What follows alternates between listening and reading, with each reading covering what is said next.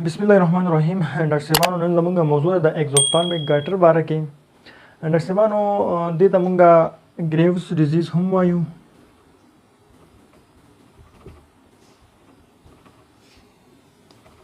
ګریوز ډیزیز هم ورته وایي ډاکټر صاحبانو، بل ورته اټو امیون ډیسارډر هم ویل کیږي. ډاکټر صاحبانو اگزوپتالمیک ورته ولې وایي؟ اگزو مین بهر او تالمیا سترګو ته وایي. دې کې سترګې بهر راوتلې وي لکه څنګه چې تاسو د عکس کې ګورئ. ډاکټر صاحبانو په دا چې دې کې یو مونږ مخکې ویلو هایپوتایرویډیزم مونږ ویلو، دا د هایپرتایرویډیزم. دا د هایپرتایرویډیزم د کلاس څخه یو ناروغي ده اگزوپتالمیک ګایټر چې ورته ویل کیږي. ګریوز ډیزیز هم ورته وایو، آټو امیون ډیزیز هم ورته ویل کیږي.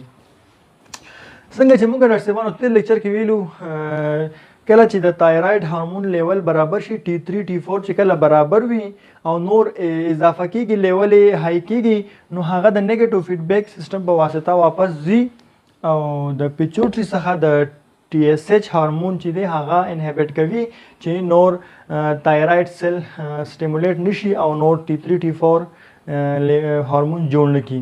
نو دې کې څه کیږي ډاکټر صاحبانو؟ تاسو ګورئ ښه.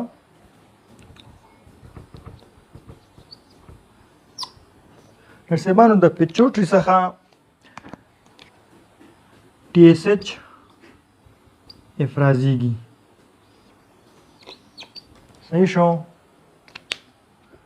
دلته موږ سره دی تایراید سیل دی، تایراید گلینډ یا تایراید سیل دی. دې کې ریسپټر لګېدلی دي د TSH لپاره. دا TSH راځي او تایراید سیل سټیمولیټ کوي او دا بیا T3 او T4 جوړوي. پیچوټری څخه TSH افرازیږي، TSH تایراید سیل سټیمولیټ کوي او T3 او T4 جوړیږي موږ سره. هو کله چې دا T3 T4 لیول برابر شو، نور موږ د ضرورت نشته زموږ باډي ته. دا T3 او T4 همدغه راځي د پیچوټری ګلینډ ته وایي چې بس دلته خپل دې ریسپټر دي، دې له سیګنل ورکوي چې زموږ لیول برابر دی. د نیگیټیو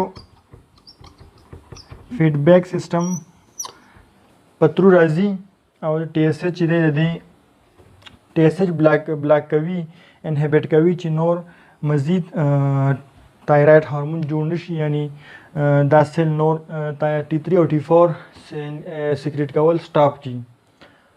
نو اوس دا یو نارمل پروسه ده د T3 او T4 او د پیچوټری په منځ کې.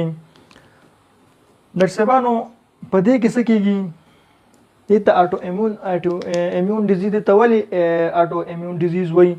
ځکه چې دې کې د TSH په نوم یو کاپي جوړیږي ډاکټر صاحبانو.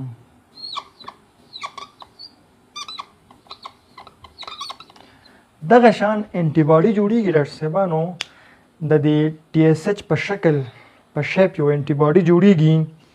دغه انټي باډي چې دا راځي او دغلته چې دی ډاکټر صاحبانو دا د TSH په نوم چې دی تایراید سیل چې کوم دی دا سټیمولیټ کوي او دلته چې دی دوکه کیږي، دی فکر کوي چې دا TSH راځي او موږ ته وایي چې T3 T4 جوړ کا، حالانکه دا TSH نه دی، دا تایراید سیل ورته وایي چې موږ ته نور ضرورت نشته. T3 او T4 وایي دی پیچوټي ته چې بس د نور TSH مه رالیږه، موږ مه سټیمولیټ کوه، موږ ته نور ضرورت نشته دی. دا ورته وایي چې زه ما خو بس کړي دي، ما خو TSH بند کړی دی. هغه چې دی ډاکټر صاحبانو دا آټو امیون ډیزیز دی، دا پخپله د وجود کوم انټي باډي جوړیږي د TSH په شکل، دې ته وایي کاپي انټي باډي.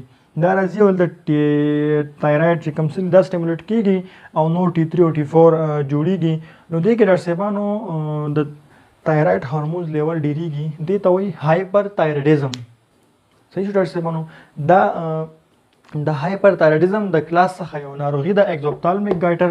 اګزوپتالمیک ځکه ورته وایي چې په دې کې سترګې بهر راوتلې وي د انسان. او بل ډاکټر صاحبانو دا ګریوز ډیزیز هم ورته ویل کېږي او آټو ایمیون ډیزیز هم ورته ویل کېږي. ډاکټر صاحبانو دې کې دغه د T3 او T4 چې کوم لیول دی دغه پکې های شوی وي انشاءالله. ډاکټر صاحبانو په دغه کې چې د فشار لوړېږي هایپرتایرویډیزم کې هایپرټنشن پکې رامنځته کېږي، د مریض پکې سترګې بار راوتلې وي. ډاکټر صاحبانو انشاءالله په بل لیکچر کې به مونږ په دې باندې نور هم رڼا اچوو. د دې دمه خپل ځان پام کوئ. الله مو مل شه.